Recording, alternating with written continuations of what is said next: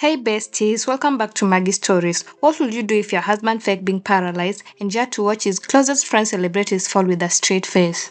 The flowers arrived before the news did. 37 white chrysanthemums, Korea's flower of death, delivered to the front gate of the Han River penthouse at 6:14 in the morning. With no card, no sender, and no apology. The housekeeper nearly screamed. Julia Baptiste Kwan stood in the marble foyer in a silk robe the color of deep plum, bare feet on cold floor, and looked at those flowers for a long, long time. She didn't cry. She didn't call her husband. She called his mother. Yamianim, she said when Madame Kwan picked up on the second ring, because Madame Kwan always picked up on the second ring, even at 6 in the morning, even in her sleep. Someone sent chrysanthemums. A pause. Then, how many? 37. Another pause, longer this time. Then the sound of silk rustling, slippers on hardwood, a door closing softly. When Madame Kwan spoke again, her voice had dropped an octave. Don't touch them. Don't move them. And don't let Sikjin see them when he comes home. He's not home yet. The silence that followed that sentence had texture. Wait, the kind of silence that meant both women were thinking the same thing and neither wanted to say it out loud. Come to me, Madame Kwan said finally. Bring your overnight bag. Julia hung up the phone, looked at the flowers one more time, and felt something cold move through her chest. Not fear exactly, more like recognition. Like her body already knew something her mind hadn't caught up to yet. She'd been in Seoul for 6 years. She'd been Kwon Sikjin's wife for 4. And in those 4 years she had learned, slowly, carefully, the way you learn a language you were never supposed to speak. That peace in this world was always borrowed. It was always someone else's emergency waiting to become yours. She went upstairs, packed her bag, put on a camel-colored cashmere set, wide-leg trousers, and ankle boots with a heel that clicked authority into every floor she walked across. Gold hoops, a delicate chain. The watch Sikjin had given her in Jeju on their 2nd anniversary. The one he'd had engraved on the back with coordinates that meant the place I first knew I was done for. She looked at herself in the mirror, touched the watch, and took one breath. Then she left the chrysanthemums on the doorstep and walked out like a woman who had somewhere important to be. She'd met Kwon Sikjin the way most important things happen. Sideways when she wasn't looking, in a situation she hadn't planned. She'd been 26, freshly landed in Seoul from Port of Spain by way of a business degree and an appetite for something bigger than the island could hold. Not running from Trinidad. She loved home the way you love your mother, complicated and complete, but running towards something she couldn't name yet.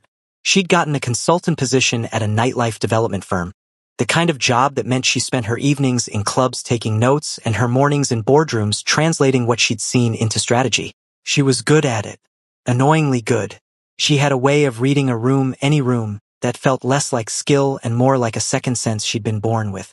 She'd been at a soft launch in Gangnam, standing near the bar with a glass of sparkling water and a clipboard she wasn't actually using, when the energy in the room changed. Not dramatically. Not the way it happens in films, with music swelling and people parting like the Red Sea. It was subtler than that. It was the way conversations shortened, the way eyes moved, the way the room seemed to exhale and then hold its breath. She turned around, and there he was. Kwon Sikjin at 31 was not the kind of man you described easily. He was tall, broad through the shoulders in the way that meant his suits had to be made for him, not found. Dark eyes, very direct, the kind that made you feel like being seen was a privilege he was choosing to extend. He moved through the room like he'd built it. Not arrogance. He wasn't loud about it. Just certainty. The deep, settled kind. He'd looked at her from across the room and she'd looked back. Because she was Julia Baptiste from San Fernando and she had never, not once in her life, been the first to look away. He'd smiled. She'd thought, oh, this is going to be a problem. 3 weeks later she was his. 3 years after that she was his wife. A year after that she was sitting across from Madame Kwan in a tea room in Hanamdong learning that the man she'd married existed in a world that didn't follow ordinary rules, and that if she wanted to stand beside him in it, she would have to grow teeth she didn't know she had. She'd grown them, gladly. The accident happened on a Thursday. Or rather, the news of the accident happened on a Thursday. The call came to her personal phone at 11:17 p.m. from a number she didn't recognize. She was at their second property, a converted hanok in Buckshin. reviewing the liquor licensing for the new club in Itaewon. Her business, entirely her own, structured beneath an LLC that Seekjin had helped her build but never touched, was 3 venues deep now with a 4th coming. She was good at it. She had an eye for atmosphere, for talent, for the particular alchemy that made a room magnetic. She'd built something real. The voice on the phone was professional. Clipped. A hospital administrator, it seemed, though she noted later that the call had lasted exactly 41 seconds. Mrs. Kwan, your husband has been in a serious accident on Gangbuk Expressway. He's been transported to. She didn't panic. She noted, clinically, that her hands were steady as she wrote down the hospital name. She noted that her voice, when she asked which ward, came out level. She noted that she thanked the caller, hung up, and sat completely still for 30 seconds before she moved. Then she called Madame Kwan again, because that was the protocol they'd built together, the two of them, quietly over years of small meals and long conversations and a kind of mutual respect that had grown into something closer to devotion. If something happens, you call me first, before the press, before the lieutenants, before anyone. I know, Madame Kwan said when she picked up. Come. The hospital room was quiet. Seekjin lay in the bed looking, and this was the part that cracked something open in Jalia's chest, the part she hadn't been prepared for. Genuinely diminished. He was good at it. Breathtakingly good. The tubes, the monitors, the still weight of him beneath the sheets. His father sat in the corner chair, face carved into grief, and didn't look up when she entered. His mother stood at the window with her hands folded, and when Jalia came to stand beside her, she put one hand on Jalia's arm and squeezed once. Hard, grounding, real, and that was all. The doctors spoke. Spinal contusion. Significant. Uncertain prognosis. Rehabilitation. Time. Jalia nodded, asked careful questions, held Seekjin's hand, which was warm and alive and entirely healthy, but could not squeeze back because that was the story they were telling. She kissed his forehead. She sat beside him for 2 hours. And the whole time, somewhere beneath the performance of her grief, because she was performing, she didn't fully understand the plan yet, but she understood that it was a plan and that her role was to believe in it absolutely. She was thinking. She was cataloging. She was remembering. 3 weeks before the accident, she'd been in Seekjin's study late at night, jet-lagged from a supplier trip to Japan, unable to sleep. He'd left his laptop open. She hadn't meant to look, except that she had, because she was Jalia Baptiste Kwan, and looking was her greatest skill. What she'd seen on that screen had taken her a full week to fully process. Financial transfers she didn't recognize. Names she did. A group chat. 4 of them. Men she'd shared dinner tables with, men she'd poured drinks for, men who had called her Uni in the fond, familiar way. Full of things that turned her stomach and then turned it again into ice. She hadn't confronted Seekjin immediately. She'd sat with it, moved through their house differently, more quietly, started paying attention in new ways. And it was during this period, maybe 10 days in, that she'd been sitting in the kitchen at midnight with a cup of bush tea her mother had sent from home, half dozing over a contract, when she'd heard Seekjin's voice from his office. Low, measured, speaking in a register she recognized as his serious register.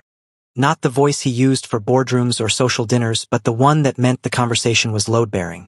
She drifted closer. Not deliberately, she'd tell herself later, though she knew that wasn't true, and stood in the hallway and listened. And she understood Korean. Had for 2 years now. She'd learned it quietly, privately, with a tutor she'd never mentioned to anyone in their circle, because she was a woman who believed in information asymmetry the way other women believed in skincare, religiously and with long-term results in mind. She heard everything. And what she heard made everything she'd seen on that laptop cohere into a single, terrible, elegant picture. She went back to the kitchen, finished her tea, went to bed, and in the morning, over breakfast, she'd looked at her husband across the table. Handsome, careful, complicated man, and said, very quietly, Seekjin, I think you should tell me what's actually happening. He'd gone still in the way men go still when they realize, with a sensation somewhere between relief and terror, that the person sitting across from them is not who they'd thought, that they are, in fact, more. How long have you spoken Korean? He asked. Long enough, she said, and poured him more coffee. They talked until 3 in the morning. She'd told him everything she knew. He'd told her everything she didn't. And by the time dawn started coming through the windows, gray and quiet over the river, they had the bones of something. We give them what they want, he said. We let them think they've won. And then, she said. And Seekjin had looked at her, the way he'd looked at her in that club in Gangnam 7 years ago, the way that said you are a problem I chose and I would choose again, and smiled. By Friday morning, the news had spread the way bad news always does in worlds built on power. Fast, and with pleasure barely concealed beneath the performance of concern. Kwon Seekjin paralyzed. Kwon Seekjin incapacitated. Kwon Seekjin finished. She saw it in the messages that came to her phone. 53 of them in the first 12 hours, all some variation of "we're so sorry. Please let us know if there's anything we can do," the kind of sympathy that tastes like appetizers before a feast the sender has already planned. She saw it in the flowers, not chrysanthemums this time, because now the death they were celebrating was social, not literal. Enormous ostentatious arrangements delivered to the hospital from men who had sat at her dining table 6 weeks ago and laughed at her husband's jokes. She responded to every single message. Warmly, promptly, in perfect, native-level Korean. She was gracious. She was soft-voiced. She was the picture of a devoted wife bravely holding it together. And she noted every name. By Sunday, the board had voted. Efficiently. She had to admit, they'd moved fast. To restructure Seekjin's holdings under a temporary directorial committee. A polite word for "we're taking what's his while, he can't stop us." She'd gotten the legal documents forwarded to her by Seekjin's actual attorney. Not the firm the board used, his personal one. A woman named Kim Boyeon who was brilliant and loyal and had been told everything. And she'd sat with them on the bedroom floor of Madame Kwan's house, cross-legged in cream loungewear, reading every clause while Madame Kwan brought her barley tea and sat beside her in silence. They moved faster than we expected, Julia said. Hyenas, Madame Kwan said simply. They were hungry before he fell. Julia looked up at her. At this woman, elegant, compact, with Seekjin's eyes and a spine like architecture, who had never once, in 4 years, made her feel like an outsider in this family, who had taken her shopping for Chuseok the first year, not because it was expected but because she'd wanted to, who had sat with her through a miscarriage 2 years ago and held her hand and said nothing for an hour, which was exactly the right thing, who had, when the news of the accident broke, not crumbled but organized. They don't know I can see all of it, Julia said. Madame Kwan nodded once. That is the point. On Monday she went to the hospital in a chocolate brown wool coat with a wide lapel and structured shoulders, tailored cigarette trousers in cream, and low-heeled boots. A silk scarf at her neck, rust and gold Hermes, the one she'd bought herself after closing the Itaewon licensing deal. Her hair was pulled back, smooth, with a few pieces loose around her face. Understated, controlled. The look of a woman who had slept when she hadn't and eaten when she'd barely managed tea. She pushed the wheelchair herself. They went to the garden. It was cold. November in Seoul is a serious kind of cold. Not the wet gray cold of rainy season but dry and clean and cutting. She'd brought a blanket for his lap and her own coat was buttoned to the throat and she walked slowly, wheels on the path, and didn't say anything for a while. Someone photographed us yesterday, Seekjin said quietly. His voice was normal, low and warm and completely his, because they were alone here. I know, she said. I saw the account. Some gossip blog. They used the word tragic. One of the comments said I was performing. Her voice was entirely neutral. That no wife is that devoted. He turned his head slightly, which was the only way he could look at her from the chair. What did you think when you read that? I thought, she said, steering them around a low hedge, that people who have never been loved properly cannot recognize love when they see it. A pause. The bare branches of a ginkgo tree overhead. Pigeons somewhere. Julia, don't, she said quietly. Don't thank me. Don't do that. I wasn't going to thank you. What were you going to do? He was quiet for a moment.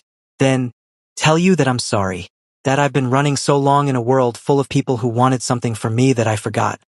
I actually forgot, for a minute, what it felt like to have someone who didn't. She stopped pushing, stood behind him, put her hands on his shoulders, just rested them there, the weight of her palms, the warmth.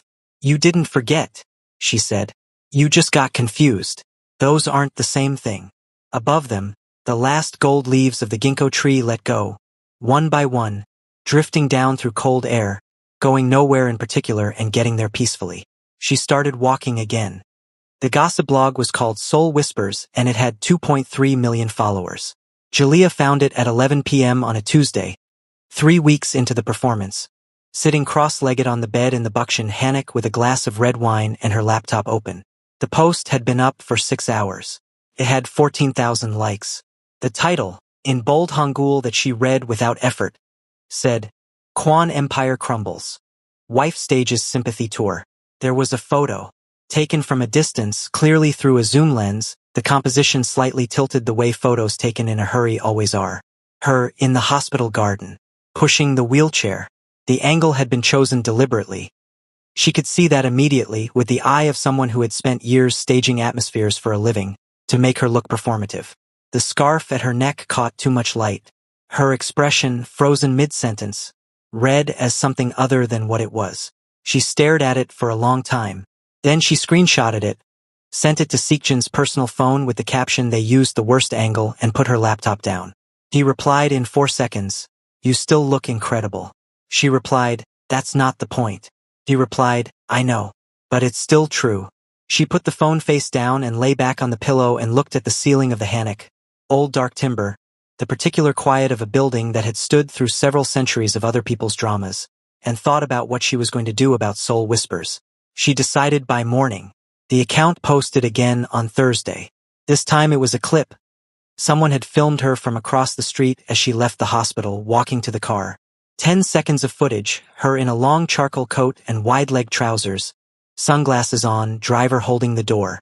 The caption said, The grieving wife doesn't look too grieved. Notice the designer coat while her husband can't walk? The comments were predictably vile. She read 40 of them, with the focused attention of a researcher, cataloging the specific flavor of each insult. Then she opened a new tab, went to the brand page of the coat. A Korean designer, a woman named Park Soyeon whose atelier was in Mapogu and whose work Jalea had been buying for 3 years, and posted from her personal account, which had 890,000 followers of its own. Built steadily over 6 years of soul life, beautiful food, club openings, fashion, and the particular magnetism of a woman who knew exactly who she was in a city that hadn't expected her. The post was a photo she'd taken herself 6 months ago, backstage at one of Park Soyeon's shows. Her and Soyeon, arms around each other, laughing at something off camera. The caption, Supporting Korean designers since before it was your business. At Park Soyeon Atelier, the coat, the trousers, and every other piece I've worn for the last 3 years. Women building in this city deserve our flowers. Go buy something beautiful. 40 minutes. 40 minutes and the post had 60,000 likes. 3 Korean fashion magazines had shared it. And Park Soyeon's website had crashed from traffic. Soul Whispers deleted the clip. Jalea noted this the way she noted most things, quietly, precisely, without celebration, and moved on to the next item on her list. The next item on her list was a man named Park Jin-woo. Park Jin-woo was 44 years old, had a face built for trust and a character built for the opposite, and had been Seekjan's lieutenant for 9 years. He had also, Jalea had learned from the laptop screen and confirmed through 3 weeks of careful listening, been the primary architect of the false stories that had started the rot. He was the one who had told Seekjan that 2 of the other board members were skimming. A lie. He was the one who had planted the seed that Seekjan was losing his edge, becoming soft. Also a lie, and also particularly funny to anyone who knew Seekjan. He was the one who had leveraged the planted doubt to build the coalition that had moved so efficiently on the board restructuring. He was also the one who had, at a dinner 4 days after the accident, made a toast. She hadn't been there, but she had a contact who was a woman named Song Minji who ran one of Jalea's bars and had been present as a +1 and had texted Jalea afterward with a screenshot of the toast, transcribed verbatim because Minji understood that verbatim mattered. To the next chapter, Park Jin-woo had said, raising a glass. For those of us who knew this day would come. Jalea had read that text in the bath. She'd stayed in the bath for a long time afterward. Hot water, quiet, the particular stillness of a woman deciding something. She decided Park Jin-woo would destroy himself. She was simply going to arrange the conditions. She started wearing color again in week 4. Not loudly. She wasn't performing a recovery. She was simply done with the visual language of grief that everyone had assigned her without asking. On a Wednesday morning, she appeared at the hospital in a rust-colored long jacket over a black turtleneck, tailored trousers with a subtle plaid, and heeled loafers. Her hair was out, a full, glorious natural crown, the kind she usually saved for weekends, because she'd decided that this Wednesday was going to be the kind of Wednesday that deserved her best hair. The photographers outside the hospital, there were 3 of them now, regular fixtures she'd named in her head. Zoom lens, cigarette, and the young one who looked apologetic, straightened when they saw her. She stopped. This was new. She had been walking past them for 4 weeks with nothing but a slight inclination of the head. The acknowledgement you give a weather phenomenon you cannot prevent. But today she stopped, and she looked at them with the patient, specific attention of a woman who had decided to be interesting. "You've been here every day for a month," she said, in Korean. Perfect. Unaccented. Seoul District Korean. Zoom lens blinked. Cigarette took the cigarette out of his mouth. The young one looked like he wanted to apologize for existing. "I'm going to make a deal with you," she said. "I will give you 1 photo every time I come, that you can use freely. In exchange, you stop with the zoom lenses and the creative angles and the captions that make me look like a woman in a film you've already decided the plot of." She tilted her head slightly. "Are we in agreement?" A pause. "You speak Korean," Cigarette said, with the tone of a man updating a significant amount of internal information. "Fluently," she said. "I have for 2 years. I've read every caption. I understand every comment." She let that sit for exactly the right number of seconds. "So, do we have a deal?" They had a deal. From that day forward, the photos of her outside the hospital were, somehow inexplicably against the nature of the genre, dignified. Occasionally even beautiful. The young one, whose name turned out to be Daehoon and who was 23 and had genuine compositional instinct, started treating her arrivals like editorial work. She noticed this and, one afternoon, said so. He nearly fainted. Seoul Whispers reposted one of Daehoon's photos with the caption, "Okay, but the Kwan wife is actually," and then nothing, just the photo and 3 fire emojis. Jalea sent Daehoon a coffee via the hospital cafe and didn't mention it. Madame Kwan, it turned out, was an intelligence operation in a Chanel cardigan. This was not something Jalea had underestimated exactly. She had always known Seekjin's mother was formidable, but the specific form it took in this situation was genuinely impressive. Madame Kwan had, over 4 decades of standing beside her own husband in a world built on similar rules, developed a social network of such thoroughness and precision that it functioned less like a friendship circle and more like a surveillance system with excellent catering. She had lunch with someone every day, bridge club on Tuesdays, a prayer group on Friday mornings that was, Jalea suspected, only nominally about prayer. Her phone produced a steady, low-volume stream of information, who had dinner with whom, who'd been seen at which hotel lobby, whose wife had started wearing new jewelry that didn't match the household income, which boardroom conversation had been overheard by which assistant who mentioned it to which housekeeper who happened to be cousins with Madame Kwan's housekeeper.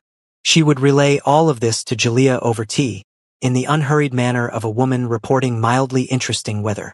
"Park Jin-woo bought a new car," she said one afternoon. "German. The large one." Jalea looked up from the document she was reviewing.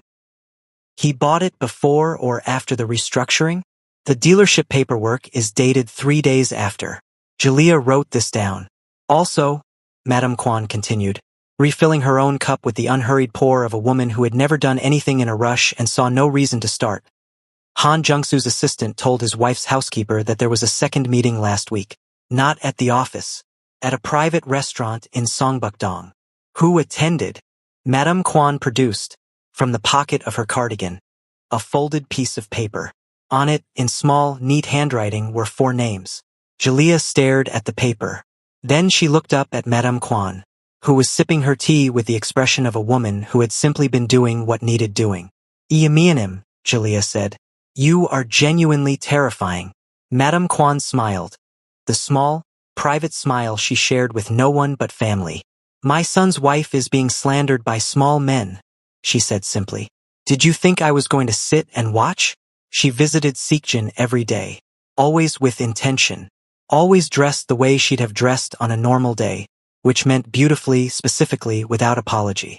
A slate blue wrap top over high-waisted, wide legs, a camel cashmere coat that she'd had since London, worn until it had the texture of something loved. A deep burgundy blazer over a cream knit, gold cuffs, boots with a block heel that she could walk in for hours. She rotated the jewelry deliberately, not ostentatiously, but in the way that said, I know what I'm doing and I dressed this morning for myself, not for your camera. The walks became their ritual. Garden if the weather held. The long corridor on the third floor if it didn't. She'd push the chair and they'd talk. Quietly, carefully, in the register of people for whom privacy has become a discipline. He'd update her on what he was hearing from Kim Boyeon, the attorney. She'd update him on what Madame Kwan had gathered and what she herself had observed. Jin was getting loose, she said on a Friday afternoon. November deep now, cold coming off the river. He thinks it's done. That's when people get loose. He made 3 calls to Japan last week, Seekjin said. Boyan's source tracked the numbers. He's moving money, trying to. Pause. He's not as good at it as he thinks he is. She exhaled, breath visible in the cold air. How much longer? 6 weeks. Maybe 8. 8 weeks. She processed this. Fine. 8 weeks I can do. You're sure? She glanced down at the back of his head. The particular shape of him, familiar and beloved. The husband she had chosen and kept choosing every single day. Sitting in a chair he didn't need in a hospital he didn't have to be in. Paying the price for a plan they'd made together in the dark before dawn over cold coffee. Seekjin, I'm Trinidadian. We invented patience. He laughed. A real one, surprised out of him, quickly muffled. You said that last week about something completely different. It applies broadly. The comment section of Soul Whispers had, over 6 weeks, shifted in a direction nobody had predicted. It had started as it always did, the predictable ugliness, the armchair diagnosis of her character, the particular cruelty reserved for women who are beautiful and don't collapse publicly on demand. But something had happened, gradually, the way tides happen. Not one dramatic wave but the slow, persistent rearrangement of the shore. People had started defending her. Not performatively. Not in the viral, collective way of internet pylons in reverse. Just individually. Person by person. Comment by comment. Someone who'd been at a club opening she'd hosted 2 years ago and remembered how she'd handled a staffing crisis with such calm that none of the guests noticed. Someone whose sister had worked for her and said she was the best employer they'd had in Seoul. Someone who pointed out that she had been photographed at that hospital every single day for 6 weeks, in every kind of weather, and that whatever the tabloids wanted to make of it, that was just a fact. A visible, inarguable, daily fact. The narrative was shifting. She could feel it the way you feel a change in pressure, not dramatically but in the quality of the air. She didn't rush it. She didn't push it. She simply kept showing up. It was Madame Kwan's idea to go to the department store. You need a coat? She announced one Saturday morning, appearing in the kitchen of the Hanok at 9 a.m. in a full outfit, her hair set, a look on her face that meant the matter was decided. For winter, that one you've been wearing is good but you need something new. We're going to Galleria. Julia blinked at her over her coffee. Iamianim. We're in the middle of. I know what we're in the middle of. Madame Kwan set her bag on the counter. That is exactly why we're going to Galleria. We're going to have lunch. We're going to buy you a coat.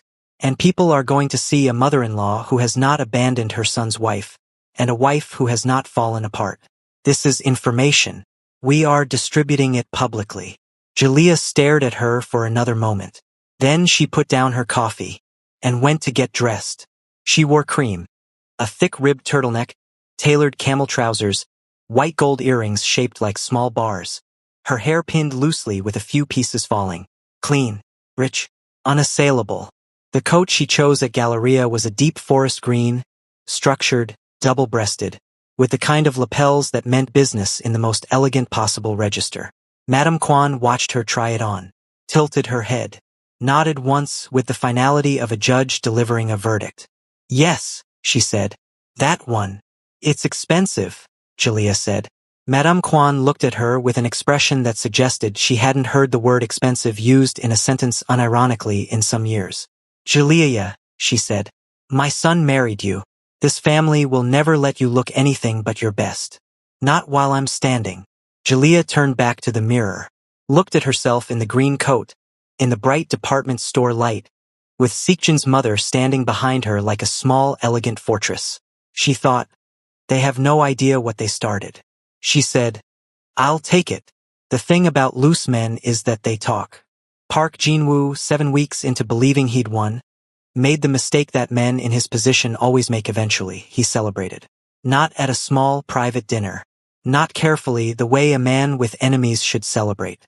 He celebrated at a venue. A good one. A rooftop bar in Yongsan with a guest list of 40 people. All of whom had phones.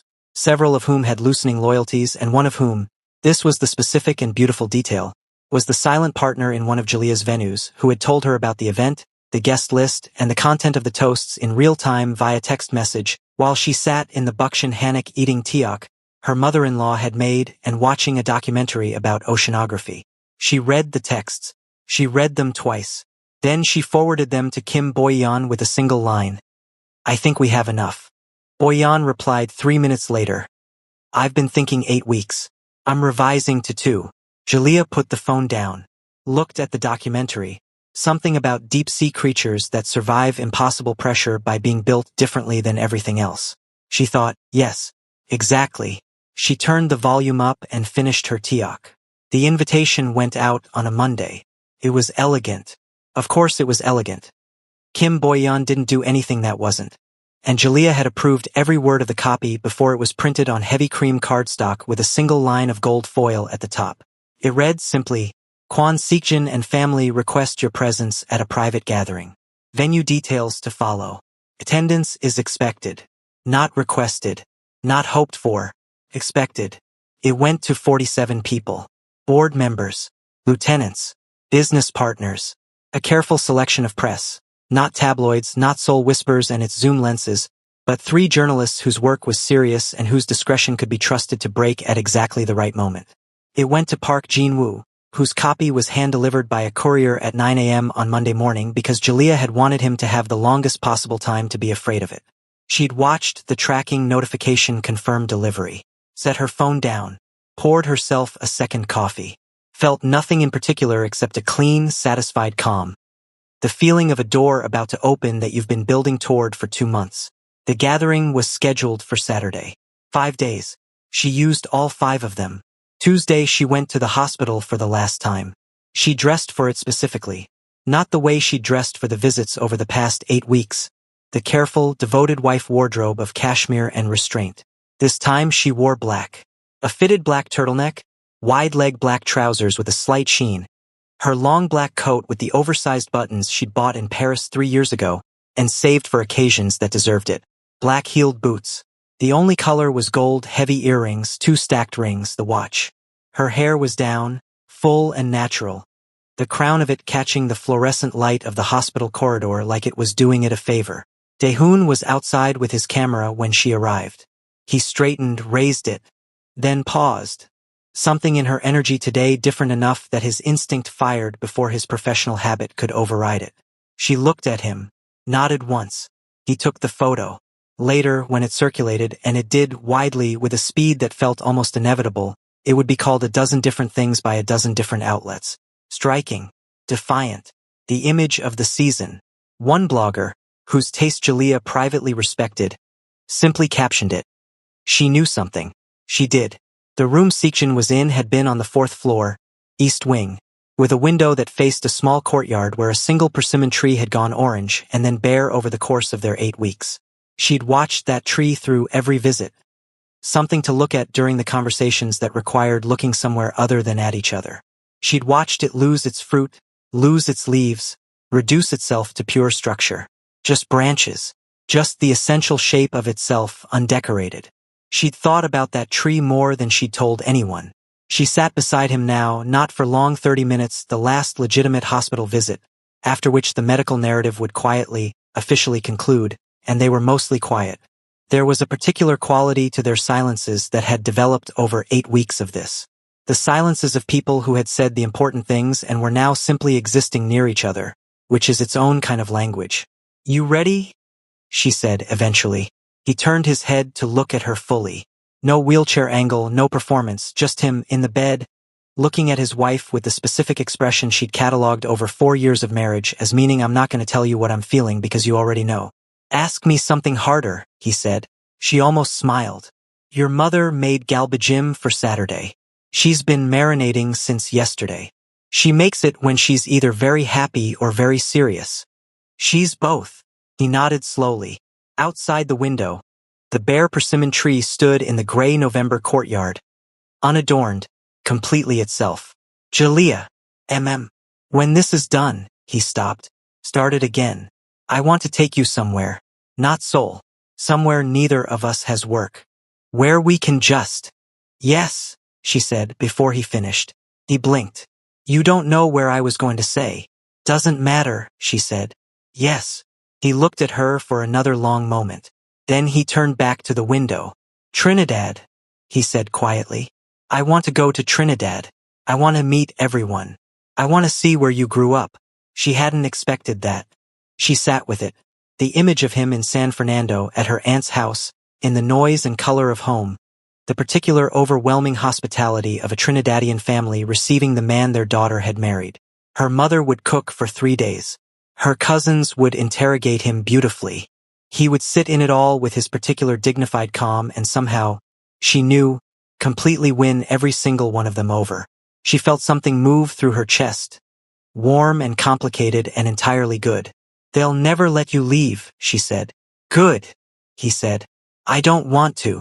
Wednesday and Thursday belong to logistics. Kim Boyeon worked with the focus of a woman who had been waiting 2 months for this particular week and was not going to waste a second of it. The legal documentation was immaculate. 8 weeks of evidence, gathered through legitimate channels, waterproofed against every challenge, organized into a narrative so clean and damning that Boyeon had described it to Jalea as almost poetic. Almost. Boyeon was not a woman who used poetic fully. The financial forensics alone, the money Park Jinwoo had been moving, the transfers, the new car, the rooftop party, and who'd funded it, constituted a criminal matter independent of the board situation. That particular file had been walked quietly to the right desk by someone whose name Jalea didn't know and didn't ask for. Seokjin's father, it emerged, had contacts she hadn't previously appreciated. A Byoji, who had spent 8 weeks sitting in hospital corridors with his grief carved onto his face, had also apparently spent those weeks making phone calls that had rearranged things significantly. She'd found this out from Madame Kwan, who'd mentioned it over breakfast Thursday morning with the tone of someone relaying completely ordinary information.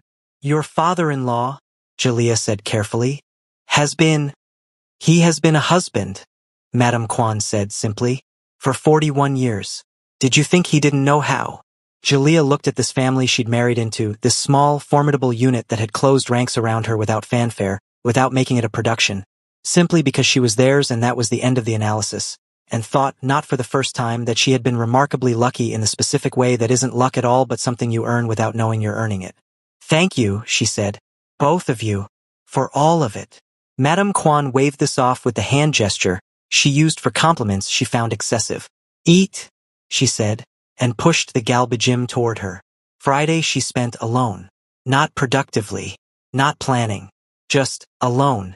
In the Buckshin hammock. In the quiet of the place that had been their shelter for 2 months. Walking through each room slowly, looking at things. The way afternoon light hit the inner courtyard. The desk where she'd read legal documents on the floor at midnight. The kitchen where Madame Kwan had made tea and delivered intelligence with equal serenity. The window she'd stood at during the first week when the full weight of what they were doing had pressed down on her in the dark and she'd stood there breathing through it until it passed. She called her mother. Her mother, Mrs. Celestine Baptiste, was 61 years old, lived in San Fernando, had raised Jalea on a specific combination of love and high standards and a very Trinidadian refusal to be impressed by things that didn't deserve it. She also had, as Jalea had inherited, an instinct for the essential thing, the ability to cut through everything peripheral and locate the actual matter at hand. So it's tomorrow, her mother said. Tomorrow. And you good. Jalea looked out at the hammock courtyard. The small stone path, the winterbear plum tree, the gray Saturday sky already arriving in Friday's light. Yeah, Mummy, I'm good. You sound good, her mother said, with the particular approval she reserved for things that actually merited it. You sound like yourself. I've been myself the whole time. I know. That's why I wasn't worried. A pause. The sound of Port of Spain traffic somewhere in the background. Familiar and far away. Your aunties want to know when you're coming home. Soon. We're both coming. A beat. Then her mother made a sound, small, warm, the sound of a woman who'd had a specific hope for 4 years and was hearing it confirmed in a specific way. Both, she repeated. Both, Julia said. Saturday arrived the way important things do, looking exactly like any other day until it didn't. The venue was a private event space in Hanamdong that Seekjan's family had used for decades, a converted mansion with high ceilings and dark wood floors and windows that ran floor to ceiling on the south side, flooding the main room with whatever light the season offered. November offered gray and silver, which turned out to be exactly right. Julia arrived early. Of course she did. She wore deep burgundy, a floor-length dress in heavy silk crepe, long-sleeved, with a wide neckline and a silhouette that was clean and serious and absolutely not playing. A structured black coat over it, open, the green Galleria coat saved for something else. Her jewelry was gold and significant. The large hoops, a cuff on her right wrist, 3 rings, the watch. Her hair, the full natural crown, completely unrestrained, the way she wore it at home, the way she wore it when she was most herself, framed her face like it had opinions. She stood in the center of the main room before anyone arrived and looked at the space. The long table set for 47, the flowers she'd chosen herself, deep burgundy and white, and the specific quality of the afternoon light through the south windows, and let herself feel, just for 60 seconds, the full weight of the 2 months behind her. Then she let it go, rolled her shoulders, looked at the door. Let's go. They arrived in the way people arrive at events they're not sure how to read, cautiously, reading each other's faces in the entrance for information. She greeted them at the door. Every single one of them. Warm, specific, entirely composed, in perfect Korean. The board members who had voted at speed to strip her husband's authority. The lieutenants who had toasted to his fall. The business partners who had shifted allegiance with the efficiency of men who'd been waiting for an excuse. She smiled at all of them. Park Jin-woo arrived 20 minutes in. He dressed well. He always dressed well. It was one of his habits that she'd found grimly impressive. He was 52 now. She looked at him squarely, not 44 as she'd somehow been counting, with the careful grooming of a man who understood that appearance was power. He took her hand when she extended it and said all the right things. How are you holding up? You've been so strong, such a difficult time. With the face of a man who believed completely that she was what he'd always assumed her to be. Decorative, devoted, and, crucially, not paying close enough attention.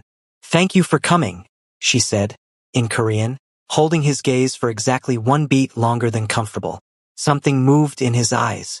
Small, fast, gone. She smiled and moved to the next guest. Seekjan's parents arrived together, as they always did. A Byoji in a dark suit, Madame Kwan in a structured champagne jacket and black trousers, her hair immaculate.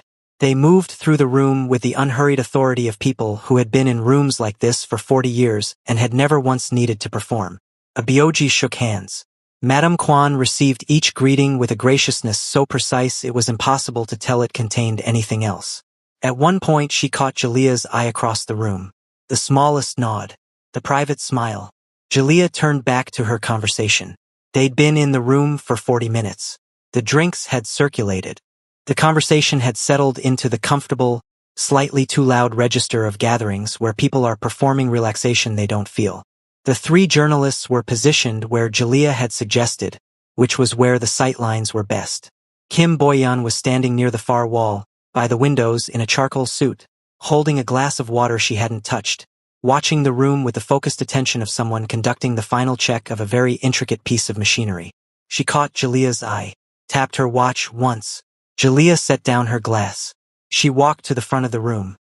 Not the head of the table, the actual front, where the south windows made a wall of light behind her, and she didn't tap anything for attention or clear her throat. She simply stood there, and the room quieted around her the way rooms quiet when something is about to change. Thank you all for coming, she said, clear voice, unhurried. I know the invitation was brief, but this is a brief kind of gathering. She let her gaze move through the room, not performing the scan, actually doing it, landing on specific faces, watching what happened when she did. 8 weeks ago, my husband had a serious accident. Most of you sent flowers. Several of you called. All of you, in one way or another, responded to the news the way people respond. When a significant person falls. Another pause. I appreciated the flowers. Silence. What I appreciated less, she said in the same unhurried tone, was the board resolution of November 4th, the financial restructuring of November 9th, the dinner in Songbukdong on November 14th, and the rooftop party. She turned her eyes with great specific intention to Park Jin-woo. On November 21st, where a toast was made that I have, for the last 3 weeks, had completely memorized. The room had stopped breathing. Park Jin-woo's face had done something complicated and was still doing it. My husband wants to say something, Julia said, and stepped to the side. The door at the east end of the room opened, and Kwon Seokjin walked through it. Not rolled, not assisted. Walked. In a dark navy suit she'd chosen with him on Wednesday, the fit of it precise, the white shirt open one button at the collar. No tie, because he'd never liked ties and 8 weeks of hospital-adjacent theater hadn't changed his taste. He walked with his own stride, the particular one she'd watched cross 100 rooms, the one that had made a room in Gangnam go quiet 7 years ago. Unhurried, settled, certain. The sound that went through the room was not quite a gasp and not quite silence. It was the sound of a reality restructuring, of a story that had been written in one direction suddenly and irrevocably writing itself differently. He walked to where Julia stood, stopped beside her, looked at her first, before anyone else in the room, before the board members and the journalists and the man whose face was now doing something irreversible. He looked at his wife. You look incredible, he said quietly. You're standing, she said. I've been standing. I know. She straightened his lapel an inch that didn't need adjusting because she wanted to, because they were in public and she was doing it anyway. Go ahead. He turned to face the room. He spoke for 11 minutes. She told him not to go longer and he hadn't. Seokjin at his best was never verbose. He had the particular intelligence that understood brevity as a form of respect, and the particular authority that didn't need volume to land. He spoke about the accident that wasn't one. He spoke about the 8 weeks and what they'd revealed. He named names, 3 of them specifically, clearly, with the evidence referenced precisely enough that the 3 journalists were writing quickly. He spoke about the board resolution and what would happen to it. He spoke about Park Jin-woo who had, in the past 4 minutes, aged visibly. He did not raise his voice once. When he finished there was a silence that lasted long enough to have texture. Then Park Jin-woo stood up. She'd wondered if he would.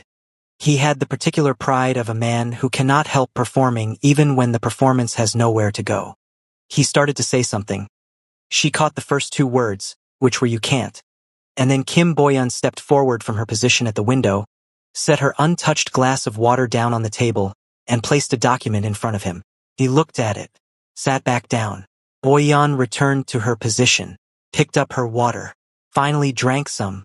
The room dissolved the way rooms do when the structure holding a fiction collapses, fast, and in several directions at once. Some people left immediately, including 2 board members whose exits had the quality of genuine shame, which Julia found unexpectedly she had some feeling about. A few stayed, the people who had sent real concern and not performed it, the ones whose messages she'd read and placed in a different internal category, the ones who would form the nucleus of what came next. Seokjin's father crossed the room and took his son's hand. No words, just the grip and then a Byoji's face. The carved grief of 8 weeks releasing all at once, briefly, before he composed himself, because he was not a man, who came undone in public. Seokjin kept his father's hand for a long moment. Madame Kwon appeared beside Julia, did not say anything, simply stood there, close enough that their arms touched, which was everything. Later, much later, after the journalists had left and the room had cleared and Boyeon had packed her documents and gone and a Byoji had taken Madame Kwon home, they were alone in the emptied venue, the 2 of them, the long table still set with its burgundy flowers and half-empty glasses. Seokjin had his phone out. He was looking at something on the screen with an expression she'd learned meant he was about to do something slightly ridiculous that he'd thought about more carefully than he'd admit. What are you doing? She said. He pressed play. Music came out of the phone speaker. Not great quality, tinny in the empty room. She recognized it in 2 seconds. A song she'd put on one rainy Sunday 3 years ago, doing nothing in the penthouse kitchen, and started dancing to unself-consciously, not knowing he was watching from the doorway. He'd never mentioned it. She'd never known he'd seen it. But she recognized from the first note what he was doing. She looked at him. He was already moving. Not elaborately, not performing it, just with the easy, unhurried joy of a man who had been still for 8 weeks and was now himself again in every direction. He held out his hand. She looked at the hand, at the empty room, at her husband, standing on his own 2 feet, in the venue where everything had just cracked open and rearranged into something better. She took his hand. They danced in the empty room with the burgundy flowers and the gray soul light coming through the south windows and nobody watching, which was the only audience that had ever actually counted. 3 months later, a photo circulated online that nobody quite tracked to its origin. It showed Kwon Seokjin on a beach, not Seoul, somewhere warmer, somewhere with that specific quality of Caribbean light that is different from any other light on earth. He was barefoot. He had his shoes in one hand. He was laughing at something off camera with the complete, uncurated laugh of a man who has set something down and not picked it back up. The comments section lost its mind trying to determine the location. Julia's account posted the same day a single photo. Her own feet in the sand. Next to his, the sea beyond them impossibly blue. No caption. Just a small gold sun emoji.